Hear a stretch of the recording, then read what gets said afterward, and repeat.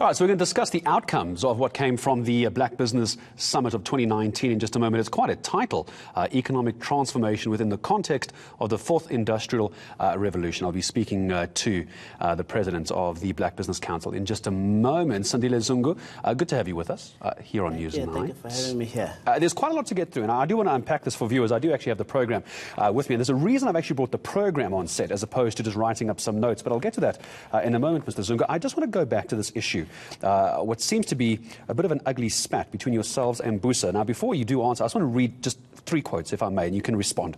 Write up reply. You've brought shame on honest black professionals. That's Sipho Patiana.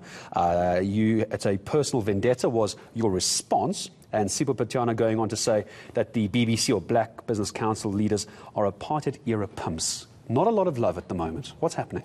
Well, you see, the president of Busa chose to make such a scathing attack on my person and the Black Business Council on the eve of our summit. Clearly, the intention was to cause maximum damage in terms of derailment and focus. For his pleasure, we never discussed his matter.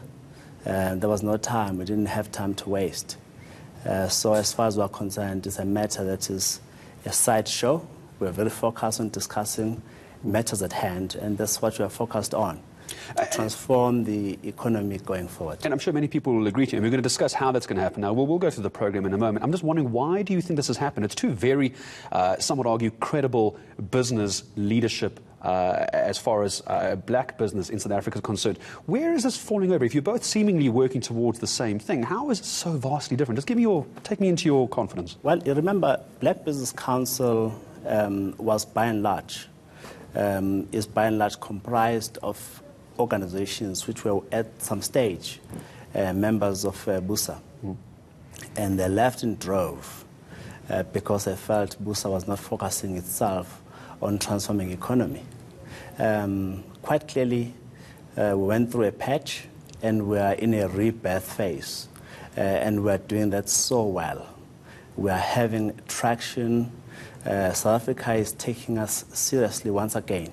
Someone is feeling bitter that maybe they're becoming a lost cause. They're not getting the attention, and therefore a pot-shot attack on us. Someone said, if you're a postman and you're sent to deliver a message through letters and you get attacked by hounds, do that. Deliver the message and leave the hounds to back. So that's my responsibility as the president of BBC, to focus on the message of transformation and leave everything else. But this can't be good for the movement as far as black business in South Africa is concerned. This kind of fight, not infighting, but this fighting, it's serving no good whatsoever, is it? Absolutely. Someone calls it black-on-black violence. As Black Business Council, we are much bigger than that. And so that's why we're focusing on moving forward. If there are any issues that are litigious, we'll obviously deal with them appropriately in that manner. Just one last question on this, and then I will move on to the conference from the weekend.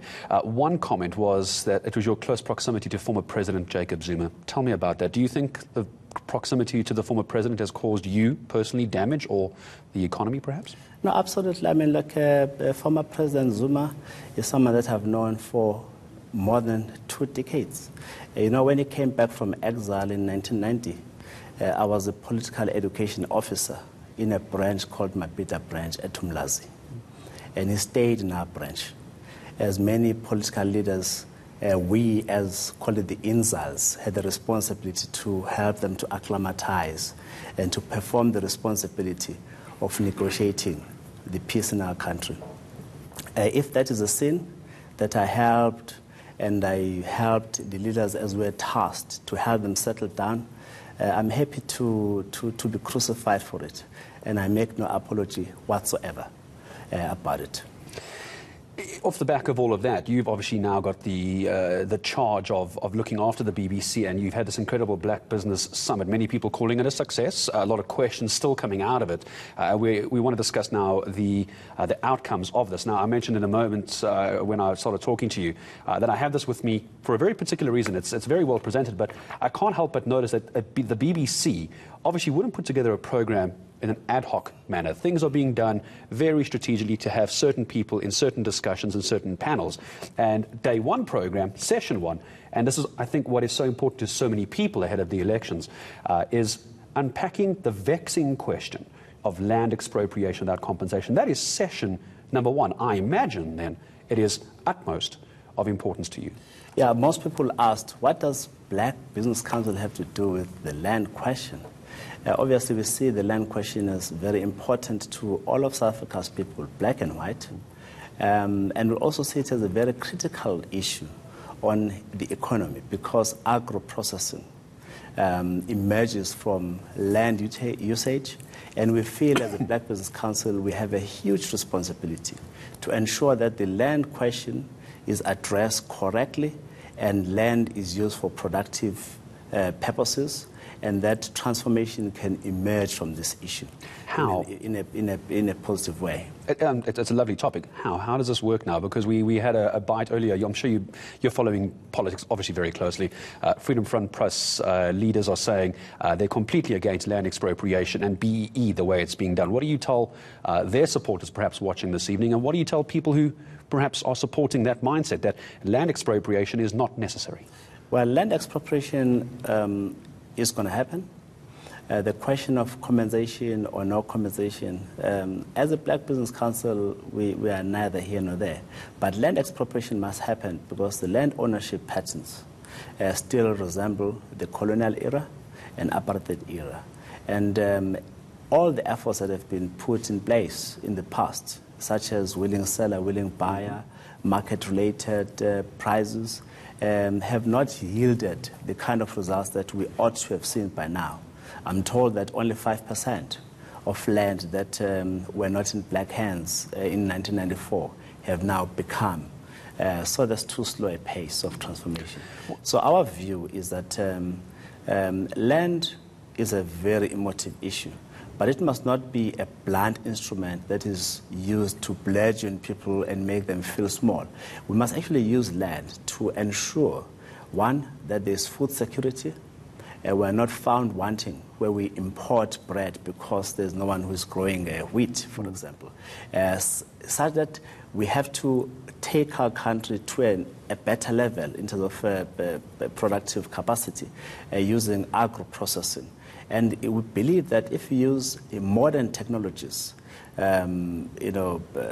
irrigation that is effective, that is forecast, and using unmanned aerial vehicles or drones, which are all essential elements of a fourth industrial revolution, and predictive irrigation, as it were, we believe that our people who have been previously marginalized can then get properly involved in agriculture. As Black Business Council South Africa, should white people in South Africa be scared? White people should not be scared. And we, as a Black Business Council, have a vested interest in ensuring that white people are not scared. But what is very important is that we need to rebuild this country together. And when I say rebuild, because we have lost a lot of industrial capacity over the years. We have huge warehouses because we're importing things which are finished products from China. And we say, oh, it's nice, warehouses are coming up, but what about employment and real jobs? So we believe that black people have an interest in real jobs being created, industrial capacity, and we believe that white people have got a huge role to play because the skills that they possess is something that South Africa needs to marvel at and be proud of. So that was part of day one as far as the program was concerned. Also the other, and it's something that many people are worrying about as they head into the elections. So we've spoken about the land issue and what the BBC's view on that is. White people should not be scared.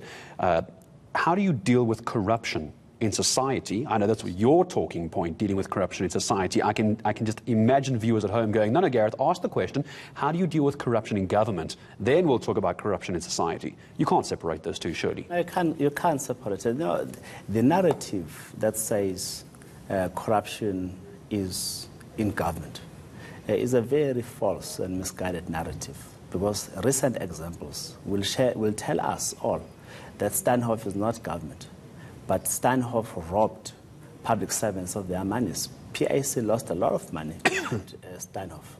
So if you say private sector has robbed government, yes, Steinhoff is a typical example. During the 2010 phase of rebuilding of road infrastructure, stadia, and so on and so forth, including the How train, the construction industry was guilty of the highest form of looting of the state through collusion. That's private sector.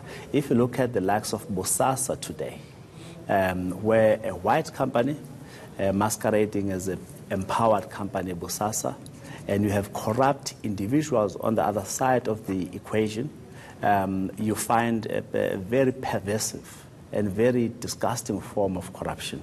So you see that the examples that I've cited say private sector, you have been very guilty of facilitating corruption. But the bureaucrats, on the other hand, have been proper enablers of this whole-scale looting. The narrative that we as Black Business Council are very happy to challenge is the one that says, oh, empowerment has enabled corruption, because that's, again, a false narrative. If you look at those examples, Steinhoff, Bosasa, even the Gupta saga, it's got nothing to do with black economic empowerment. It's got everything to do with immigrant Indian family and corrupt state officials or parastatal executives. And you've got Bosasa. Former President Zuma. I'm not citing anybody because I've got no evidence to be so bold as to make that kind of allegation.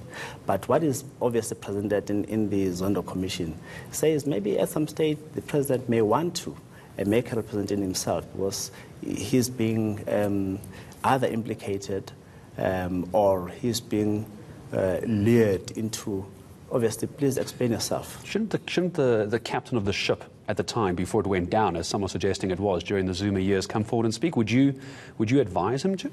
I'm not a legal guru. And I will not be able to tell you at what stage does someone who is interested in his client say, hey, maybe come forward and just clear the air. But at some stage, he may say, look, if the regularity of mention of my name is such that people are saying, maybe public opinion is beginning to weigh heavy on you, maybe just come forward and clarify this issue before you are subpoenaed. But I think the Zondo Commission has got the power to subpoena. So if someone is saying, I'm not volunteering to come forward, they will have to subpoena those people. Sandila, and there are many other such people. Sandila, are you saying yes? I didn't say so. I didn't say so. I'm not a legal guru. But legal champions will clearly be having listening briefs in Zondo Commission, and they'll be advising their clients, come forward. I imagine then it's not a very big jump for us to move from corruption within society and corruption within government to then understand, or try and understand at least, the impact of corruption on the economy. And we're talking this kind of corruption. We're talking very high level. But when you break this down, there are millions and millions of jobs at stake, whether it's pension funds that have been lost or messed around with, jobs have been lost. So let's move away from the highfalutin politics of it all. The impact on the economy is massive. You see, the biggest losers on corruption are the poor people. Why? Because they are powerless and they represent the big base. But what they should be getting in terms of service delivery, they cannot get because the funds have run dry. Someone said more than 200 billion rands has been lost from this country through state capture. But think about the cost overruns in the building of Medupi and Gusile. You ask yourself, is that part of the 200? I suspect it's additional to the 200. But who will then have benefited from those? It will be the multinational companies who were building boilers. It will be those who were building various scrubbers and fans and so on and so forth, who possibly initially said they will do this at an X price, and now they've done it already at 3 times X price. So you ask yourself, is that part of capital, or is just pure mismanagement of capital projects? Should we exclude that in terms of accountability? One of the very incisive suggestions that came from this summit of Black Business Council is that perhaps it is about time that a commission of enquiry is held and had on Medupe and Gusile, and dealing with, it was X that was budgeted for these projects. Now it is more than 3 times X that has been spent, and the projects are not even completed. To say, hold those who were the contractors accountable for this anomaly. I'm so glad you said that, because one of those who was giving a keynote address was Pravin Gordhan, the Minister of Public Enterprises. Anybody put up their hand at the summit and go, hi, we want an inquiry, how were you and your government involved? No, someone asked the awkward question? No, it arose at the commissions, which were private sessions at the end of the summit yesterday. With Minister Gordhan, he made very powerful inputs and challenged us as a Black Business Council in terms of how we should behave vis-a-vis inclusive growth, what our responsibilities were in terms of ensuring that corruption doesn't find even deeper roots in our society. We accepted that challenge, but we also challenged him. We said, Minister Gordhan, when it comes to large-scale capital projects, all the parastatals have been very pathetic in terms of execution. If you look at the Transnet pipeline project, I'm not sure if it's complete now, but what we know is that there have been massive cost overruns. If you look at Medupe, Gusile, similarly, and if you look at PRASA, the trains, I'm not sure what those who are assigned with that responsibility to build the trains have done so far. But if you add to that the locomotives at Transnet, it's been very pathetic in terms of execution of those projects, vis-a-vis cost overruns, quality, and so on and so forth. Maybe it's important that a state-owned enterprise dealing with capital projects be located outside of these entities, because at the end of the day, Treasury picks the can. Final question to you, Sandile. Do you think that President Ramaphosa, with the elections coming up, imagining he is to stay in that position going forward, as is his suggestion he will, is he the one that's going to fix the mess of the past 8 years? Well, President Ramaphosa, he came to address us at the closing of our summit, at the gala dinner. He spoke with a great deal of passion and enthusiasm. And some of the critical remarks that came from him is that he is single-minded in his fight against corruption, and we enjoin him in that. We said, Mr. President, Tumatina, we are part of the solution. So insofar as cleaning up the mess, we'll be with him in cleaning up the mess. But in terms of growing the economy in an inclusive fashion, he can count on the Black Business Council as a partner. We are very single-minded, determined in joining government. And so far, so very good. Our relationship with government, Minister Gordhan, Minister Maite Nkwana Mashabane, Minister Stella Ndabeni Abrahams, who came to address us, including former Minister Togoti Diza, Ronald Lamula, who came to address on the land question. We've got a lot of confidence that those people are part of the future. And I'm sure we'll be speaking about that future plenty more as we head up to the elections. We'd love to, of course, hear what the Black Business Council has to say. I thank you for your time coming in to speak to us this evening. BBC President Sandile Zungu joining us here on ENCA Newsnight, of course.